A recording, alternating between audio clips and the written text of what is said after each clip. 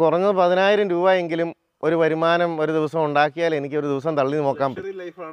അതെ, അതേപ്പറ്റി പറയുമ്പോൾ 5,000 രൂപയ്ക്ക് തന്നെ ലോട്ടറി എടുക്കും. INTUC പ്രസിഡൻ്റാന്ന് പറയല്ലേ എന്ന് അവർക്ക് നാണക്കേടാണെന്ന് പോലും. അടുത്തതായി ഇതിഹാസ താരം കാവുങ്കണ്ടം ജയനാശാൻ ആലപിക്കുന്നു ആ ഗന്ധർവ സ്വരമാധുരി. ഹായ്, ഞാനിപ്പോൾ നിൽക്കുന്നത് കോട്ടയം ജില്ലയിലെ പാല കാവുങ്കണ്ടത്താണ്.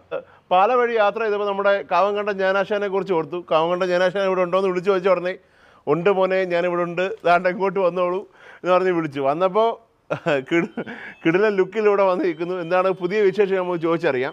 അതിനുവേണ്ടിയാണ് കാവുങ്കണ്ടം ജയനാശാൻ എന്തെങ്കിലും പറയാനുണ്ടോ? എനിക്ക് എന്താ പറയാനുള്ളതെന്ന് നിങ്ങൾ ചോദിച്ചാൽ ചോദിക്കുന്ന കാര്യങ്ങൾക്ക് ആൻസർ തരും. കാവുങ്കണ്ടം ആശാൻ തരും. Hi hi, Kavunkandam Jayanashan. Yes, നമസ്കാരം. എന്താ ഇവിടെ പരിപാടി?